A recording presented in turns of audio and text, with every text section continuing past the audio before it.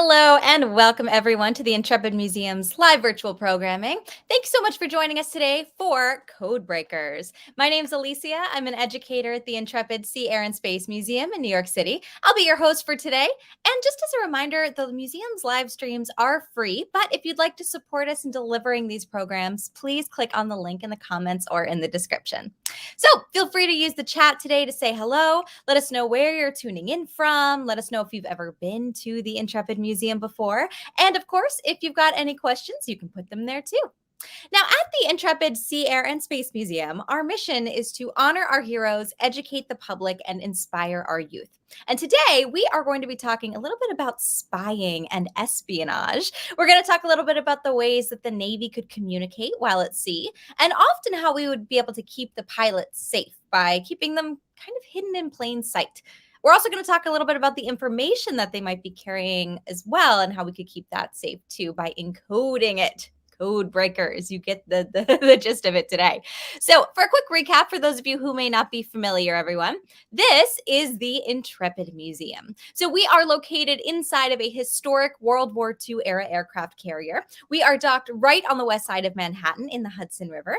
And on site, we have a lot of really cool things. We've got a historic Cold War era submarine. We've got the Space Shuttle Enterprise. We have a British Airways Concorde and lots of really, really cool airplanes as well. Now, the Intrepid was constructed way back in 1943 for a very specific purpose. You see, it was made during a time when, we're fighting countries all the way across oceans, and it became really important to be able to bring our airplanes with us very, very far away. But while we were fighting these battles, we were actually out at sea, often in the middle of the ocean, and we needed a way to launch and to land the planes while we were out there floating. And thus, the aircraft carrier was born. So the USS Intrepid is an aircraft carrier. It was in service from 1943 all the way through 1974. It served in World War II, the Cold War, and the Vietnam War. And then later, it was decommissioned and rescued from a scrapyard, believe it or not, and turned into the museum that we all now know and love. And believe it or not, next year, we are celebrating our 40th birthday as a museum. Can you believe it? Now, of course, while at sea, the Navy wanted to protect its aviators and its ships, and we really wanted to keep them safe while we were off on these very dangerous missions. So one way that they could do this was by hiding them in plain sight. Now, anyone out there in the chat, let me know, does anyone know what it's called when there's something that's right in front of you, but maybe it's a little bit hard to see, right? Maybe it uses a certain color or a pattern to help them blend in with its surroundings. A lot of animals might use this. The military did too, believe it or not. Anyone know what that's called? In order to disguise these huge hunks of metal out in the ocean, we actually had to use something called camouflage. Yeah. So camouflage can actually be done with a whole bunch of different colors or patterns, all sorts of designs. And hey, if you know of any in the chat, what are some animals maybe that you can think of that use camouflage to protect themselves? Can you think of any? Let me know. So by the way, looking at this picture here, there's actually a hunter that's camouflaged in this picture. Can you find them? You know where the hunter is in this picture? Take a close look. There he is. Now, there are actually a few different types of camouflage that we're going to talk about today. The first one is very commonly found in the animal world, and it's probably what you think of when you think of that military camouflage pattern, all right? This is called obscuring. So this is blending in using some similar colors or patterns as your surrounding area. And a really great example of this is actually what you're looking at here, a flounder.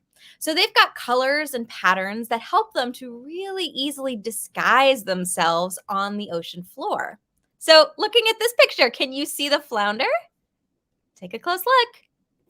There he is. So that sandy color looks exactly like the sand that he's swimming over. So that is actually going to be pretty good at protecting him. Now, another example of this is the snowshoe hare. During the warmer months, it's got a brown coat of fur. And if you look at the surroundings in that picture on the left there, it's going to be able to blend in with its surroundings, right? You've got the grass and the leaves and things are kind of, woody, right? A little darker out there. But then when the snow starts to fall and it gets colder, its fur turns white. So it's going to be able to blend in a bit easier with that snowy Arctic surrounding. So a really great example of adaptation here again, and obscuring camouflage. Now, the next one we'll talk about is disruptive camouflage. Now, this is using really highly contrasting colors and patterns to confuse onlookers. So, a really great example of this that you see here in the natural world, zebras. They often actually travel in herds of hundreds or even thousands. And those really distinct stripes really help to confuse their predators. So, looking at this picture, where does one zebra end and the next one begin? Who knows? How many are actually in this herd? How many are in this picture? It's really confusing just looking at it. And also, when they're moving, if you can imagine what that's like, it really creates this optical illusion that really can mess with the perceived direction of how they're going to with the movement. So you can imagine, yeah, that would be pretty helpful for the zebra to be able to outlast a lion, for example. Now, we've also got another one called counter shading camouflage. Okay. This is a popular one actually in some of our airplanes. And that means it's using different colors or patterns on the top and on the bottom to blend in from both above and below. So oftentimes the top part is going to be darker, and then the bottom part might be lighter, like you can actually see here in this picture of some penguins. Who doesn't love penguins? They've got some dark backs and white bellies, as you can see there. So they are actually able to really easily blend in with the darkness of the ocean. You imagine your predator swimming over them, looking down. They're going to blend in with that dark, water down there, that dark murkiness. But if there's actually something underneath them and they look up, they're going to blend in with the light of the sky that's coming through the water. So many other animals also have this too. You can think about things like dolphins or sharks or whales.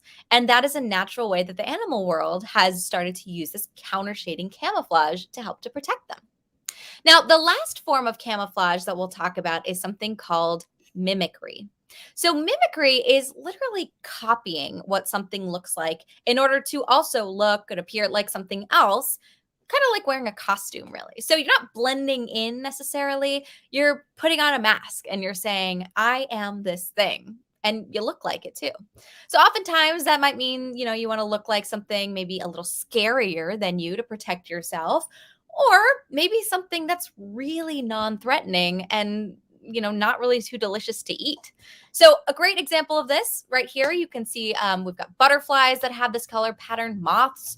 And in this particular picture here, you can see that pattern there kind of looks like the eyes of an owl, doesn't it? So that would be really helpful to scare away something that maybe might want to eat him, but maybe also might be afraid of owls. On the other hand, you also have bugs that disguise themselves to look like a piece of nature, right? How amazing is this? So, sure, they do blend in, like obscuring with that green, but they also literally look exactly like a stick or a leaf, like you can see here. So, in that way, they mimic the nature that they're living in. So, they're very easily looked over. No one's really going to notice them there, and they live to tell the tale to their little bug friends for another day. So, everyone, I am going to show you now a few things in the museum, and we are going to get a chance to see how camouflage was used in a number of different ways on board the Intrepid. The first image I want to show you, though, is this one. All right. Now, the Intrepid, as I mentioned before, where we have our museum, the Intrepid is actually a giant ship.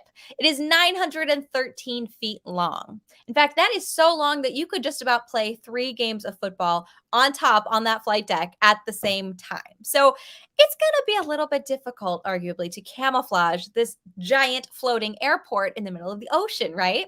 So how did we do it?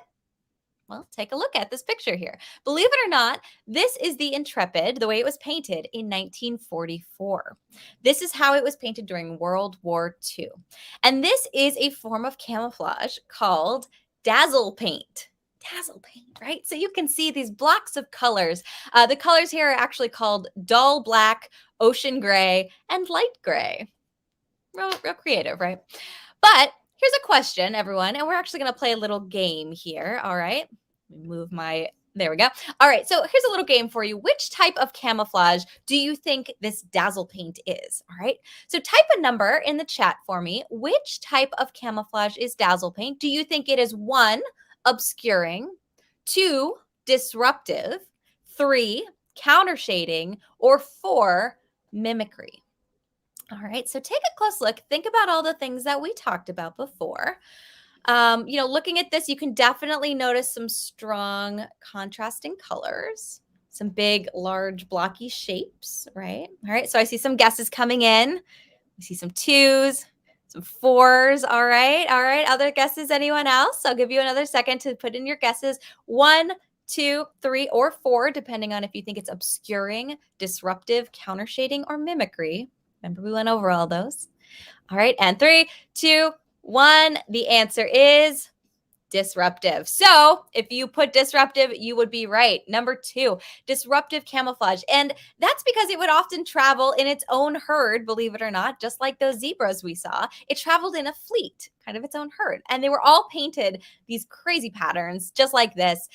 So when they were close together, when close to one another, it was really tricky to see where one ended and the next began. And even kind of when they're all moving together, which direction they were heading at a glance. So really helpful to have that disruptive paint there. Now, after World War II, the Intrepid was actually painted, as you can see on the left, that low visibility gray, they call it, really kind of plain and bland there. But back then, a lot of ships looked like that Dazzle Paint thing. And it is kind of confusing. Looking at that picture on the right there, is it one ship? Is it 2 ships? Is it 3 ships? Who knows? It's actually kind of hard to tell even in this picture. Now, here are some other really bonkers examples of Dazzle Paint from history. You've got stripes, you've got swirls, you've got zigzags, all kinds of things, all these patterns to confuse people. And this was actually even used back in World War II, by the way. So all in all, they figured, yeah, you've got this gigantic ship floating through the water. There's no way we're going to blend in with the ocean, obviously. So best bet in this case, confuse them. And they did. So this is a really great, really fun thing to look at throughout history, is this really, really wild thing of Dazzle Paint. Now, everyone, here is another type of camouflage. All right, take a look at this plane here to look closely. If you've ever been to our museum or maybe seen one of our other online programs, you've probably seen this plane before. This is one of my favorite planes here. It's actually the oldest plane that we have in our collection. This is from World War II. And this plane is called the Avenger. This is a torpedo bomber. And if you look closely, you can actually see the torpedo right under it there. Don't worry, it's not harmed. So when we look at this Avenger, everyone, and we look at its patterns and we look at its colors, another quiz for you, which type of camouflage do you think that this plane is using? So once again, in the comment section, please tell me type of 1 if you think it's obscuring, type a 2 if you think it's disruptive, type of 3 if you think it's counter shading, and type a 4 if you think it is mimicry. So remember all those things that we talked about before, all those different ways. Obscuring blends in with its surrounding, disruptive confuses you, counter shading has to do with different colors, mimicry has to look like something. What do we think? All right, we got some guesses coming in here. We got a 1, we got a 4. Someone says, oh, it mimics the ocean and sky. Oh, interesting. Okay, okay. All right, last few seconds. Everyone get your guesses in. In 3, 2, 1. The answer here is actually counter shading. Good job, Vashsin. Counter shading, exactly. So this plane uses counter shading. It's got actually 3 colors involved in its counter shading camouflage. The very top part of it, you'll notice, is dark blue. The middle part of that fuselage, the body of the plane, is light blue. And then the underside is white. So thinking about that, what do you think? Somebody kind of mentioned it in the chat there. What do you think it's trying to blend in with? What do you think that dark blue color's for? What is that blending with? Why is that, or that lighter color blue? Why the white underneath? And again, we can think about our friends, those penguins earlier, right? So the top part, again, somebody mentioned it before, they said it kind of mimics, right, the ocean and the sky, but it's not quite mimicry. It's that counter shading. So everyone, the top part of it, again, dark blue. So if you are flying over that plane and you look down, you are going to see the dark blue color and you're going to see that dark blue ocean underneath it too, because of course these planes flew out in the middle of the ocean. If you're flying right alongside of it and you look over, I mean, it might be a little bit further away from you, obviously, but you might just at a glance notice light blue. That's going to blend in with hopefully the light blue sky around you. And then if you happen to be underneath it, say on a ship or an aircraft carrier, and you look up, you're going to see that white color, which hopefully then again will blend in with the clouds. So Avengers are a really, really, really good example of counter shading. And so is that shark there too. So everyone, here's another example of camouflage that we can look at. All right, so this is the MiG-21. This is a very, very fast jet plane on our flight deck. It's actually a Vietnamese plane, and this plane would have been flying during the Vietnam War. So looking at this plane here, we're looking at the MiG-21. You can see it also has some very distinct coloring on it. So, everyone, another question. Which type of camouflage is this one using? Again, in the comment section, tell me if you think it is one, or if you think it's obscuring, type 1. If you think it's disruptive, type 2. If you think it's counter shading, type 3. And if you think it's mimicry, type 4. So think about what we talked about earlier. Look at some of the characteristics here. Think about where this might be flying. It was during the Vietnam War. And tell me what kind of camouflage you think this MiG-21 is using. What do you think here? All right, we've got some more guesses coming in. Excellent. A bunch of people say mimicry again, number 4. All right, any other guesses? All right, again, we're thinking about all the different things, all the different components. It's got a couple of different things. James Nett says it mimics the jungle. Kind of does on top. That's true. All right, last few seconds. Everyone get your guesses in. And 3, 2, 1. So actually, again, the answer here is counter shading, believe it or not. Now, if you said, first of all, obscuring, you could be right as well, or kind of mimicry in the same way. It is sort of blending in with something. It is sort of mimicking something like that jungle camo pattern for sure. But most specifically, again, this one is counter shading because of where it's going to be flying. It flies over the jungles in Vietnam. So it's going to be going over those trees and going to blend in with the trees underneath it if you're looking down.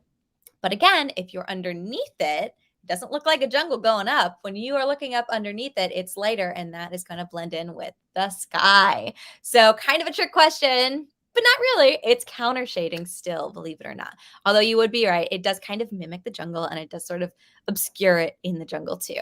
I guess if it was parked in the jungle, you know, and you covered up the bottom, it would definitely blend in that way because it'd be sitting there. But it's a plane. It flies. So, all right. Now, next to it, actually, everyone, on our flight deck, we've got another plane here. This is the Mig-17.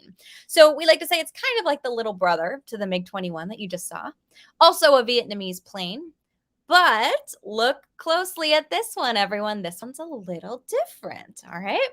So think about what we just talked about with that plane.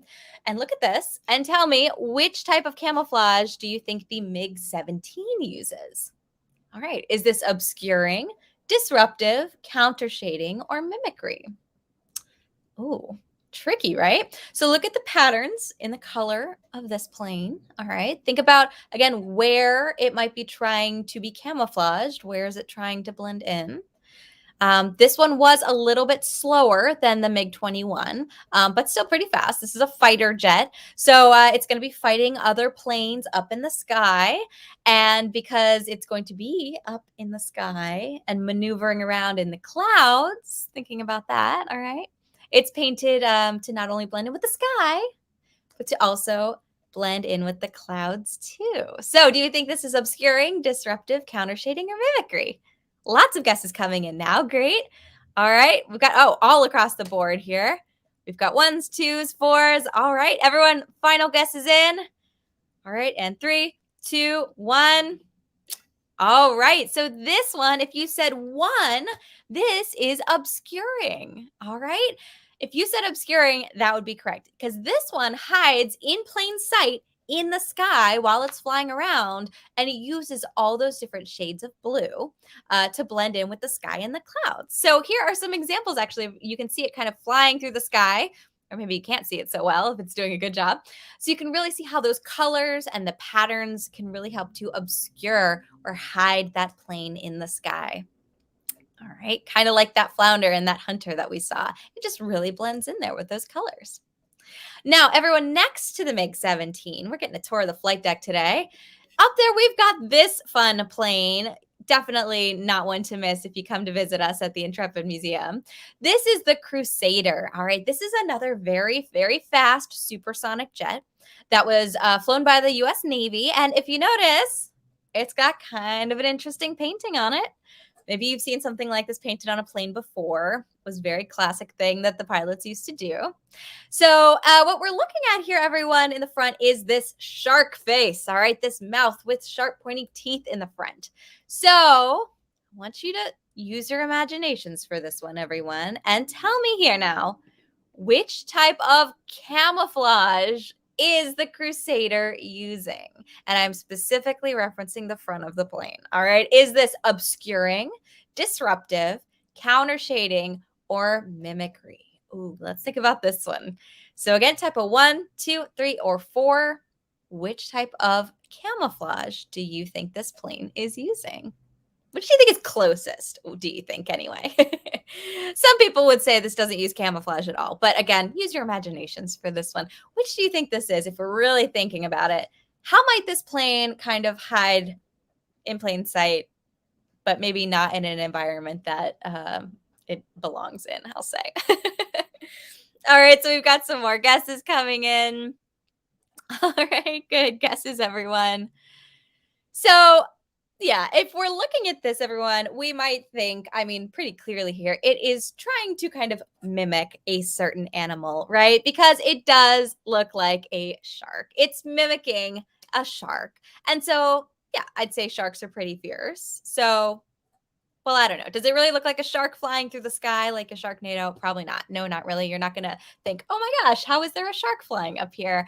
But I don't know, maybe it would kind of scare pilots. You know, if you're flying alongside it, you look over and you see those rows of sharp teeth. That would scare me, I think, for sure. Maybe. Now, so yeah, we could say that is mimicry. Now, there are other animals that do that too, though. For example, snakes. On the left, you can see here a coral snake, all right? And the coral snake is actually very, very, very dangerous. It is very, very poisonous. And there's actually a saying that can help you remember that about snakes in general. Red touches yellow, kills a fellow. Okay, so remember that. That's good to remember. But there is actually another snake, the scarlet king snake, that looks really, really similar to the coral snake. In fact, it has almost the exact same colors. But if you look closely, this is the one on the right here. The pattern is different. The order of those colors is ever so slightly different. Do you see that? So on this one, the red is actually touching the black. So the rest of the rhyme goes, red touches black, poison lack. So that means that you can tell the king snake is safe because it's the red sections that are touching the black bands, and the coral snake is not safe because, again, it's the red touching the yellow. The red is touching those yellow bands. Stay away from it. But they do look so similar, and they're commonly confused. So this is a really great example of snake mimicry, where you've got this harmless species that has actually evolved to mimic the visual cues of a dangerous one so that the predators won't eat it, which is really, really smart, I think. But of course, if I were to see something like that, I think I would just run regardless because I'm not really a fan of snakes anyway. So everyone, before we carry on and continue, I want to see if we've got any questions here. Any questions so far about any of this camouflage stuff that we've been talking about? Why did the Avenger need camouflage? So I mentioned that the Avenger is a torpedo bomber, right? And the way that those planes would fly, they were really big, they were really clunky. If you've ever seen some of our past programs, you might recall that the Avenger had a nickname of the Turkey because it was kind of big and awkward and heavy when it flew. So torpedo bombers, the way that they actually worked were they would fly really low and really slow to the water and go in towards wherever the enemy ship was. Then they would drop their torpedo and then they would fly out of there as fast as they could. And then the torpedo would continue on in the water and hopefully hit its target. So as a result, you know, it was, as you could see, a propeller plane. The propellers weren't as fast. And so they would actually need that camouflage to hide in plain sight, because if they were really flashy and, you know, they had rainbow colors all over them, those people on the ships would see them right away. So if you had scouting planes, flying around, above it, it might look down and kind of miss it with the water. If you had, if you saw it kind of flying overhead, maybe you wouldn't see it because it would be light underneath. So because it was so close to those ships while it was trying to drop its bombs, they needed to protect it. So that is why I needed camouflage. Any other questions? Do all planes use camouflage? No. So jet planes are actually the ones that we have, rather, a lot of the ones that we have at the Intrepid are painted, again, this low visibility gray. They move faster. So the planes that, move a lot faster, that you don't really have to be concerned about being spotted because they can just zip away. Those are things that don't really need camouflage in the same way. You do have the fighter jets like we saw, the Mig 17 and the Mig 21. You have the one that blends in with the sky, blends in, with the jungle. But the planes, for the most part, when they were faster, they didn't need the camouflage as much. That said, a lot of the planes that we have, they're painted that gray color, but they also have symbols that represent different things. So it might be different squadrons. It might have a lightning bolt, or it might have, all sorts of different pictures on it. But mainly they actually didn't really also add a lot of that to save weight too, so that they could be faster and, not be as burdened down. All right, and let's do one more question. All right, what is the most effective form of camouflage? So it actually really depends on your environment, right? You've got that flounder that we showed you earlier, it's on the bottom of the ocean there. But maybe if, if that flounder was swimming around higher up and not on the bottom of the ocean, that might, be very eye-catching. Somebody might see that sandy color that it might have had and notice it very obviously. So it really depends on the environment, right? If you have the Mig21 with the jungle camouflage on top, but flying around in the sky in the desert, that's not really going to help you, right? That said, so then you've also got, obscuring camouflage. That is really hard on a ship. We talked about that too, because it moves.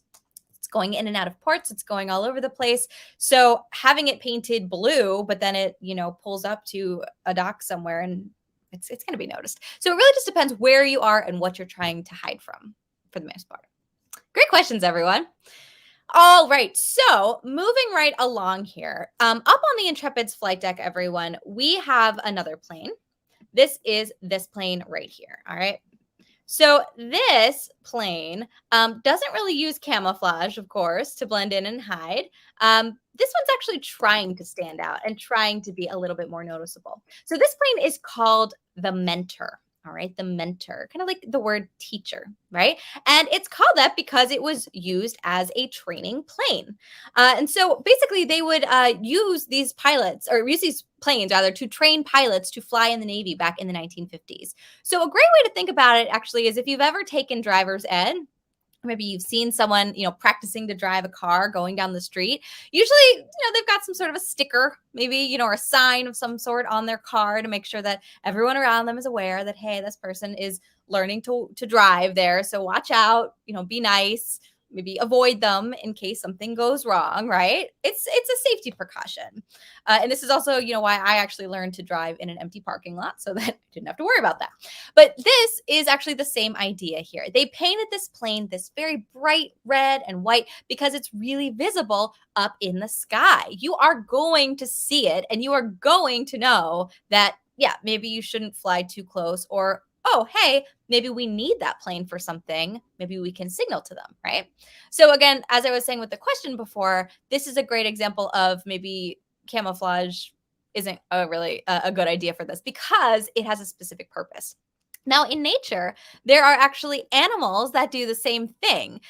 First of all, we've got the snakes that we looked at for one before. Also, you've got some frogs, right, that have these very high contrast bright colors that really draw attention to it wherever it is. In this case, this frog is from the rainforest, so you're surrounded by green, and then you've got this bright red color that is definitely going to attract you, and also kind of going to warn people and animals to stay back because this is a very poisonous frog. So just like a bright red stop sign, hopefully that is going to get your attention and you're going to stop. But for this particular plane here, the Mentor, this is also to alert people that this is a training plane and, hey, maybe maybe don't get too close to it. Now, here's something else that has similar colors and markings to the Mentor. So looking at this, let me know in the comments, what do you think this helicopter was used for?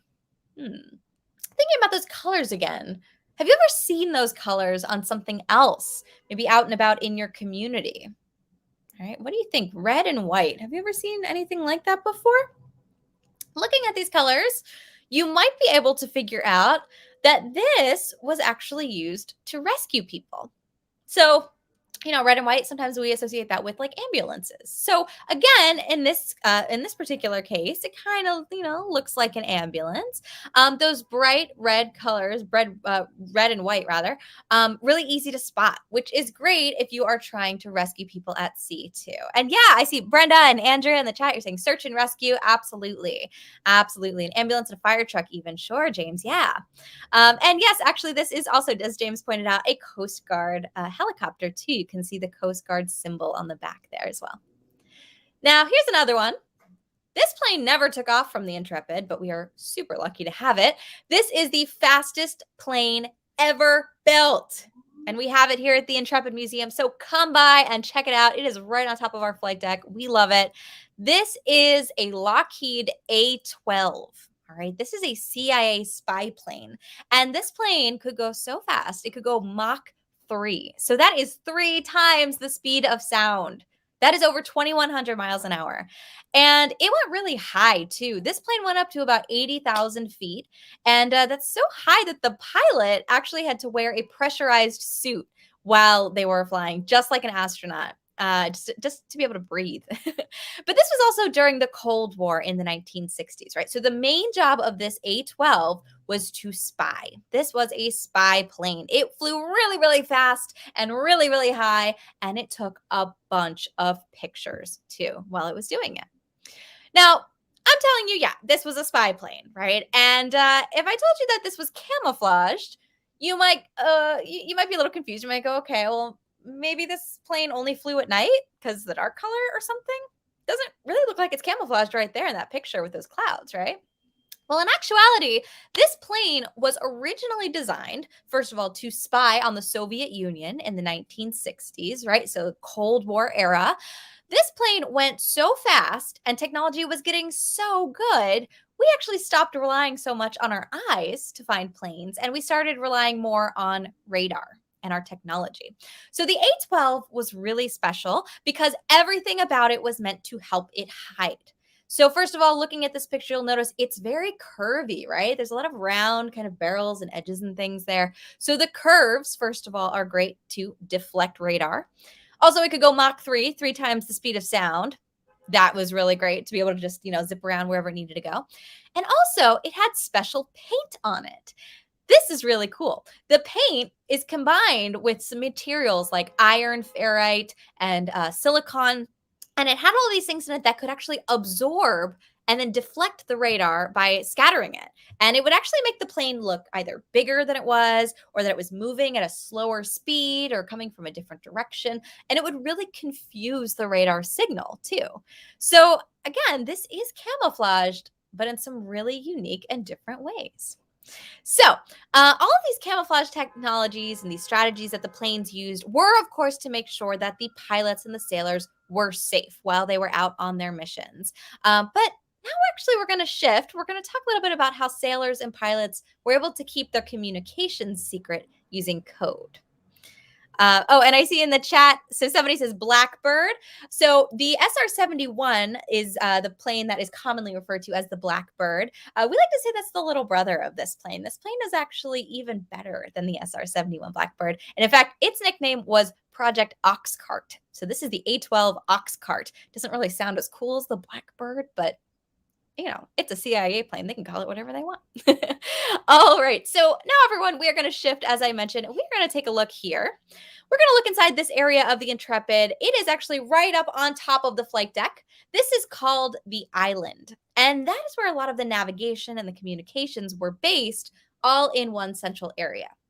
So you are going to be literally steering the ship, up there at the helm, but it's also where they do a lot of the communication.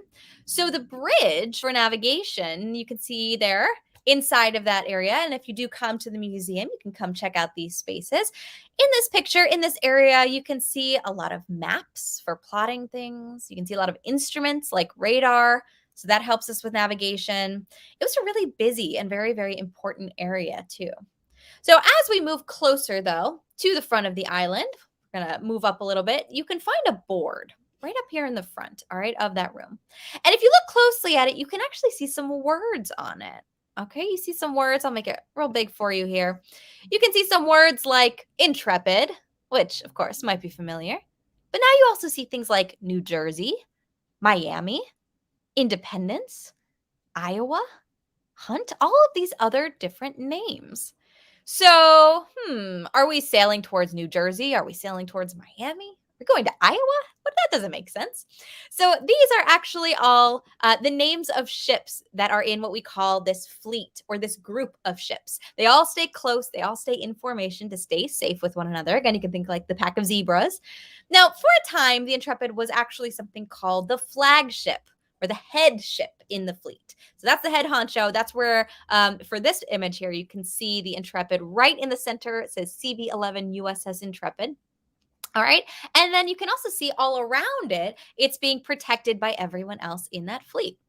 But remember, it had a very important job being an aircraft carrier. We had planes taking off and landing from the flight deck, so they wanted to keep everyone safe. So having it in the center was really good for that. Now, also, our ship is really long, remember? So imagine you're up here, you're looking out. It might be a little hard to see things directly in front of you, right? You've got planes all over the flight deck. They're launching, they're landing. It's a very busy place. So they really had to rely on their instruments to be able to navigate too. So they had things like compasses. They had equipment to be able to figure out their bearing, which direction they were heading. And in order to communicate with people all over the ship to know these things, they used these. All right, so look at this. Maybe not a common sight that we see every day anymore, actually, since everyone has cell phones. But these are, as you can see, well, so it's the black thing. I guess I should specifically point out what I'm referring to. Black thing with the little coiled cord on the bottom there. These are sound-powered telephones. It might look like a regular, dare I say, old-fashioned telephone, but it actually uses the power and the physical properties of voice vibrations in order to work. It's kind of like vibrating wax paper, right, to move it along a line so people can hear on the other end. If you've ever done that thing, for example, where you've got two paper cups and you attach a string in between the two of them and you pull it tight, and you can, talk to your friends far, far away. Kind of like that. So the sound waves can actually travel through the line in that way. And it's just another added level of security to the messages that they were telling each other while they were on board, instead of, talking over a regular telephone line or a cell phone line like you have today, that maybe somebody could intercept via a cell tower. So they had to be really secretive. And this was one way they did it, with sound-powered telephones. Another way that they would talk between the decks of the ship was using these. So maybe you've ever maybe seen one of these before at a playground. They often have these. We've actually got one on our ship in the Explorium. You can try it out yourself. This is actually a talk tube, all right? A talking tube. This is a piece of metal. It's shaped kind of like a horn or a megaphone, I guess. And you talk into that end, and your voice is going to travel all the way down this pipe, all the way to the other end somewhere else on the ship. And they would, of course, know where it's going to.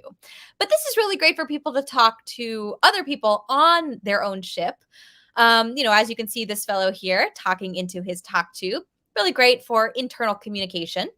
But what if you have to talk to somebody outside of your ship? Maybe on another ship, way across the way there on the water. So arguably, you don't want to just scream out loud across the water, whatever you want to say, because it might be secret. You might not want other people to hear you. So if you were to do that and you didn't want maybe the enemy to, intercept your message there, you might want to use a kind of code to get your message across so that no one else can pick it up. So that leads us to one of the most famous codes, everyone. This is International Morse Code. So this is what it looks like. It's a system of dots and dashes that spell out letters and numbers, and you can also then spell out different words and phrases too. So everyone at home, I'm going to play some Morse code for you now, and I want to see if you can decipher what this says based on the key that we have here to the left, all right? This is what you're going to need to crack that code. So you're going to listen to the dots and the dashes to find the corresponding sound to this word. Now, I'll play for you what the dot and the dash sounds like first, so you know what you're listening for. The dot is just a little blip of a beep. It sounds like this. All right, just that one little dot. And then the dash is going to be this. It's a little bit longer. All right, so we've got the dot, little blip, and the dash, a bit longer. So everyone, I am going to spell out a 3-letter word and see if you can figure out what that word is. Write it in the comments for me what word I'm spelling out in Morse code if you can figure it out. I'm going to play it a few times, and in between each letter, because you might notice each letter is dots and dashes, there's going to be a little bit of a pause, all right? So you'll know when the next one starts. So I'm going to play it out for you. Here we go.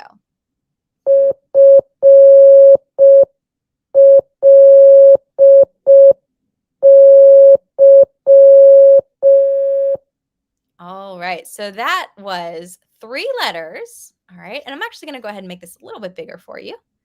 All right, 3 letters here. And again, we are listening for the dots and the dashes. Here we go. I'll play it again for you.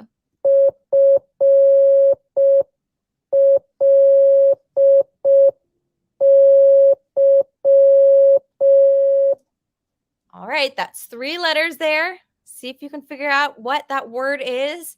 I'm going to play it for you one more time. Again, there's a little bit of a pause in between, and it might help actually if you maybe write it out even sometimes. I see someone actually wrote out some Morse code in the chat there too. So everyone, write it out if it helps you, and then see where those pauses are too, those breaks, to see where it is. Here we go, one more time.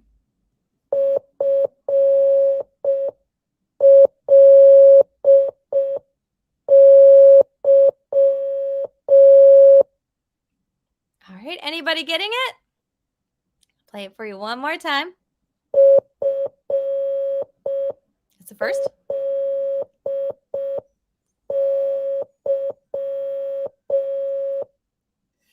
All right, my friends. So if you're having trouble figuring that out, I'll give you a little bit of a hint.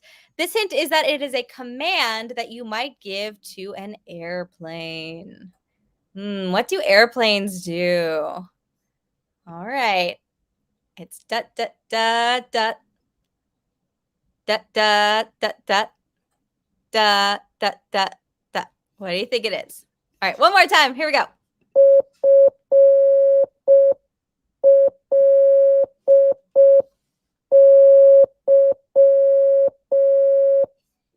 All right, my friends, and the answer is fly. F-L-Y. Fly. I'll play it for you. See if you can follow along. Oh, see if you can follow along with it. Look for the F.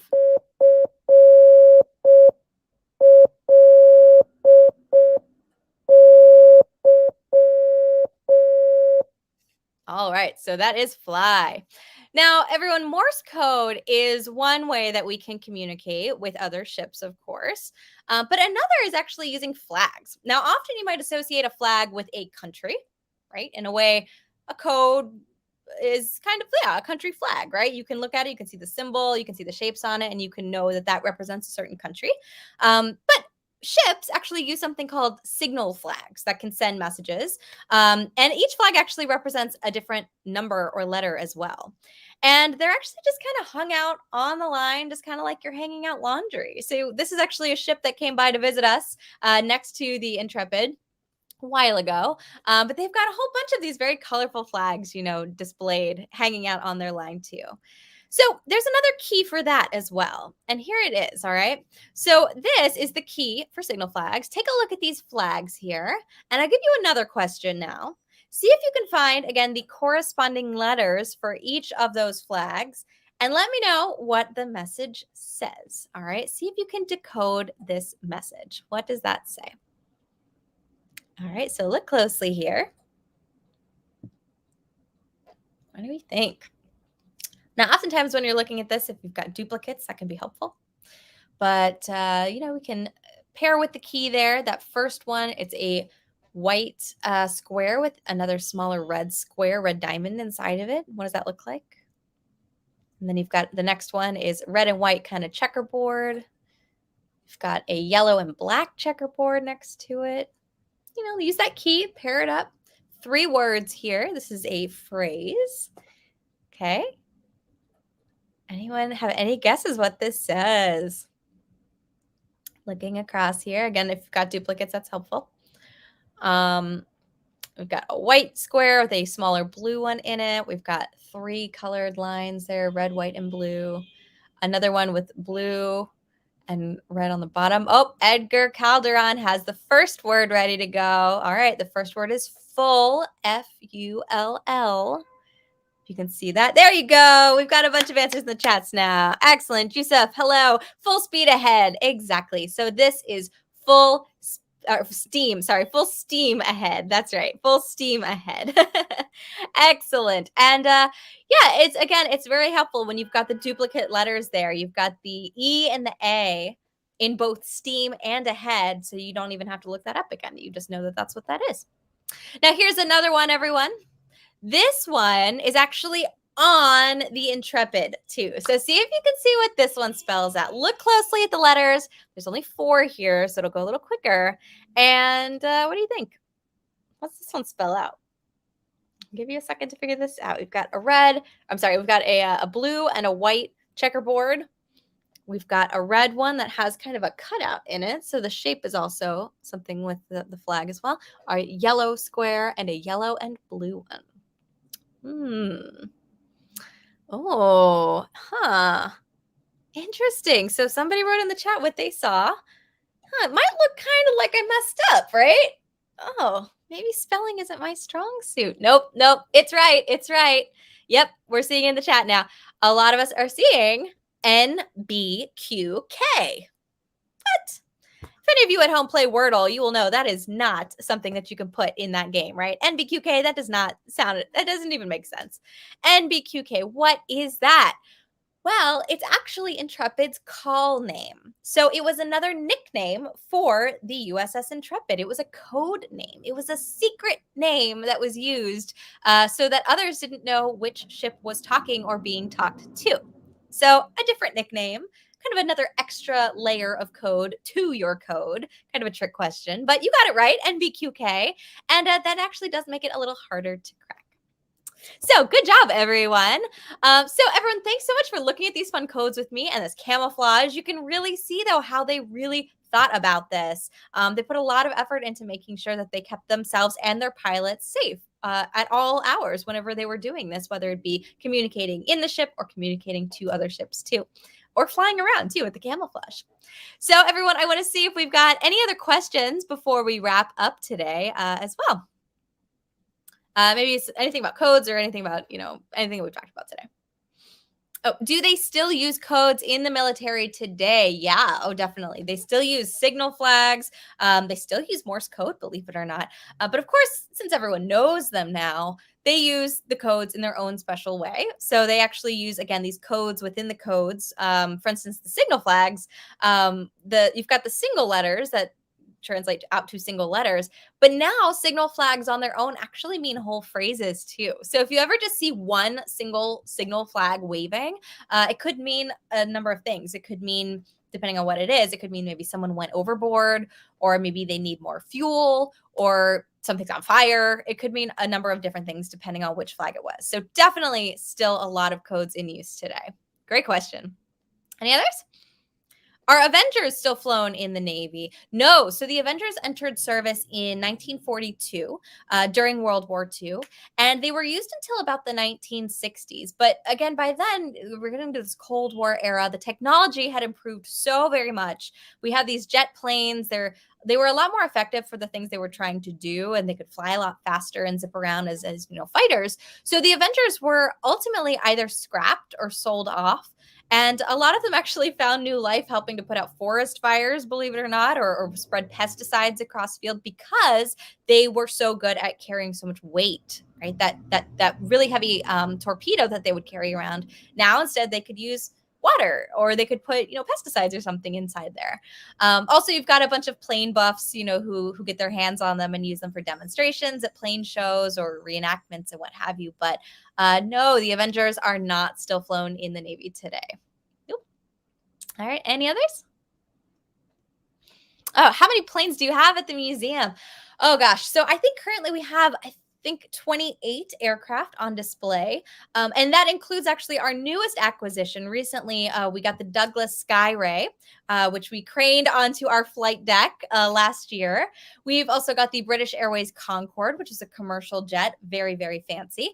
And then, of course, we've also got other things like the Cold War era submarine, the Growler. We've got the Space Shuttle Enterprise, which is the prototype orbiter. And it's all housed within and around the Intrepid itself, which in itself is a National Historic Landmark. So lots of cool stuff to see and do. And we do hope that you can come by and visit. Please do come by. We are open 7 days a week, 10 to 5. So please do come. But everyone, if you've got any other questions about our programs, you can always reach out to us through our website, intrepidmuseum.org, or also through our social media. And I just want to say thanks so much for watching. Thanks for playing along with me today. You all are such good sports.